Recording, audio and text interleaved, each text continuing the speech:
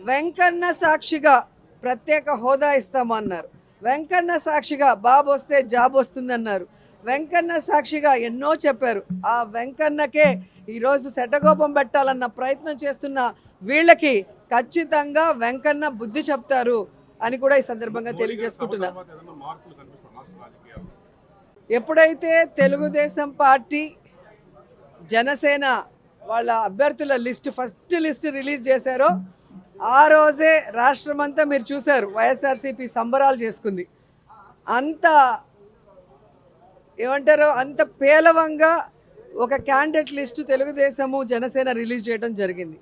మొన్న ఈ ముగ్గురు కూటమి ఏదైతే ఉందో బీజేపీ తెలుగుదేశం పవన్ కళ్యాణ్ మీటింగ్ జరిగిందో దాంతో అందరికీ అర్థమైపోయింది 175కి 175 వైఎస్ఆర్ కాంగ్రెస్ పార్టీ రాబోతుంది, మళ్ళీ జగనన్నే ముఖ్యమంత్రి కాబోతున్నారని. ఎందుకంటే ఈరోజు ఈ మీటింగ్కి బీజేపీ వాళ్ళు జనసేన వాళ్ళు అందరూ కూడా బాయ్కాట్ చేశారు. అండ్ సీనియర్ మోస్ట్ లీడర్స్ ఎవరైతే తెలుగుదేశం పార్టీకి పని చేశారో వాళ్ళు కూడా ఈరోజు సీట్ల పంపకాల్లో ఎంత దూరంగా ఉన్నారో మీరు చూస్తున్నారు. అంటే వేరే వాళ్ళు సీట్ ఏదైనా మారిస్తే దాన్ని ఎంత పెద్ద తప్పుగా చూపించిన చంద్రబాబు నాయుడు ఈరోజు ఏం సమాధానం చెప్తాడు? ఎన్నో సంవత్సరాలుగా తెలుగుదేశం పార్టీ జెండాను మోసిన వాడికి ఈరోజు సీట్ లేదు. ఎలాంటి వాళ్ళకి సీట్లు ఇచ్చారో మీరు చూస్తున్నారు. ఇక జనసేన గురించి అయితే చెప్పాల్సిన అవసరమే లేదు. 24 సీట్లు అన్నాడు, గాయత్రి మంత్రం అన్నాడు, అశోక చక్రంలో పూజలు అన్నాడు. ఇప్పుడు 21కి ఇంకా త్రివిక్రమరావు డైలాగ్ రాసిచ్చినట్లేడు, అది చెప్పట్లేదు. ఆ 21లో కూడా దాదాపుగా 11 తెలుగుదేశం పార్టీ వాళ్ళు, మిగతా వాటిలో మెజారిటీ వైఎస్ఆర్ కాంగ్రెస్ నుంచి వెళ్ళిన వాళ్ళే ఉన్నారు. అంటే స్పష్టంగా పవన్ కళ్యాణ్ వెనక ఒక నాయకుడు కూడా లేడు అనేది ఇక్కడ అర్థమవుతుంది.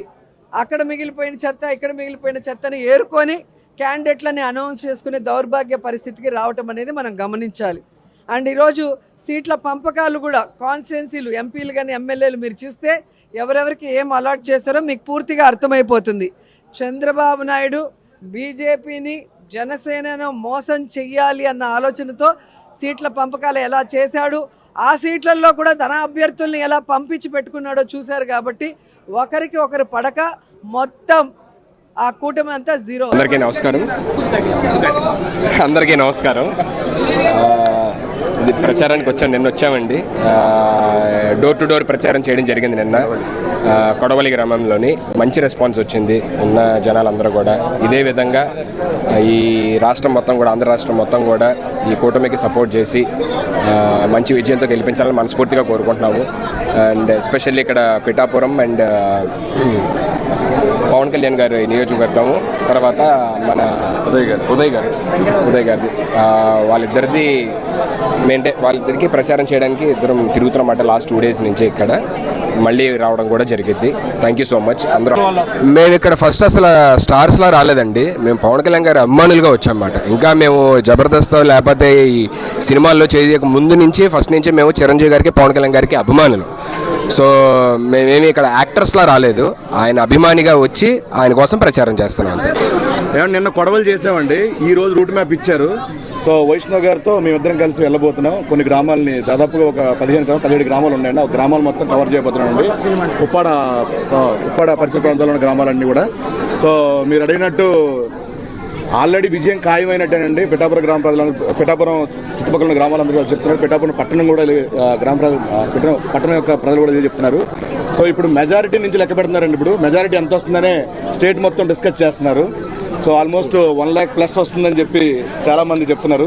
సో మేము కూడా ఆశిస్తున్నాం బంపర్ మెజారిటీతో పవన్ కళ్యాణ్ గారు గెలవాలండి. జనసేన అలాగే టీడీపీ బీజేపీ కూటమి ప్రచారంలో భాగంగా పిఠాపురం రావడం జరిగింది.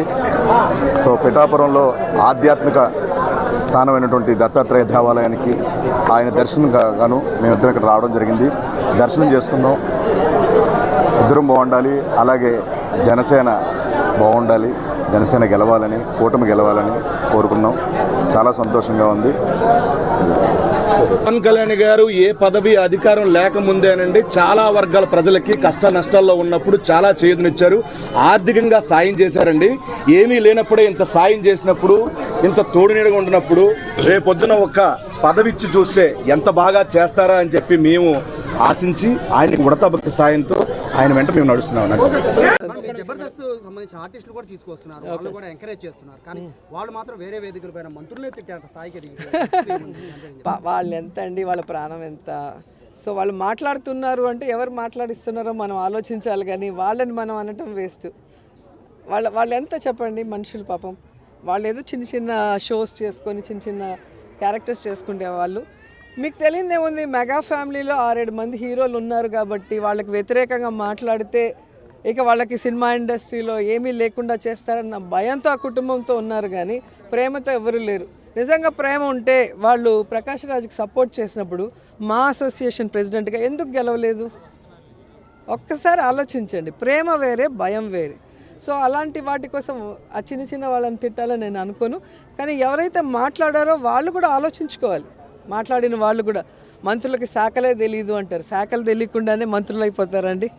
సో మీకు ఏమీ తెలియదు కాబట్టి మిమ్మల్ని ఎమ్మెల్యేలు కూడా గెలిపించలేదు. మమ్మల్ని గెలిపించారు అంటే మేము వాళ్ళకి ప్రతిపక్షంలో ఉన్నప్పుడు ఎంత సపోర్టివ్గా ఉన్నాం, ఎన్ని ఇష్యూస్లో వాళ్ళని కాపాడుకున్నాం. ఈరోజు మేము అధికారంలోకి వస్తే వాళ్ళకు చేస్తామన్న నమ్మకం మా మీద వచ్చిన తర్వాత మాకేసారు. ఊరికే ఎవరు వేయరు. ఊరికేసి ఎలా ఉంటే ఆయన ఇప్పటికే ఒకరు సీఎం అయిపోయి ఉండాలి, ఇంకొకరు ఇప్పుడు మళ్ళీ సీఎం రేస్లో ఉండాలి. ఎందుకు అవ్వలేకపోయారు? కాబట్టి ప్రజలు చాలా తెలివైన వాళ్ళు, మనం అనుకున్నంత అమాయకులు కాదు. సినిమాల వరకు చూస్తారు, ఎంజాయ్ చేస్తారు, కథ బాగుంటే హిట్ చేస్తారు, కథ బాగాలైతే ఫ్లాప్ చేస్తారు. కానీ పాలిటిక్స్లో మాత్రం మీరు ఎక్కడైనా తీసుకోండి లిస్టు. ఈరోజు కోటా శ్రీనివాస్ గారు గెలిచారు, శారద గారు గెలిచారు, నేను గెలిచాను, బాబు మోహన్ గారు గెలిచారు, కానీ వాళ్ళు ఎందుకు గెలవలేదు? కాబట్టి స్టేజీలెక్కి పిచ్చి పిచ్చిగా మాట్లాడటం, లేదా చిన్న చిన్న ఆర్టిస్టులు పెట్టుకొని ఏదంటే అది మాట్లాడిస్తే ఇంకా చులకన అయిపోతారు. ఉన్న కొంచెం సింపతి కూడా పోగొట్టుకున్నారు మొన్న మీటింగ్తో, అంతే. పిఠాపురంలో పవన్ కళ్యాణ్ గారి కోసం ప్రచారం చేయడానికి ఈరోజు పిఠాపురం రావడం జరిగిందండి. ఆల్రెడీ ఇక్కడ నాగబాబు గారు ఆల్రెడీ విస్తృతంగా ప్రచారం చేస్తున్నారు. ఆయనతో పాటు మేము కూడా ఈరోజు ఇక్కడ ప్రచారం చేయడం జరుగుతుంది. ఆల్మోస్ట్ మనం ఏ ఇంటికి వెళ్ళినా వాళ్ళు మనం అడగకుండానే వాళ్ళు పవన్ కళ్యాణ్ గారికి ఓటని చెప్పేస్తున్నారు అనమాట. అంత ఇదిగా ఇక్కడ జనాలు ఉన్నారు.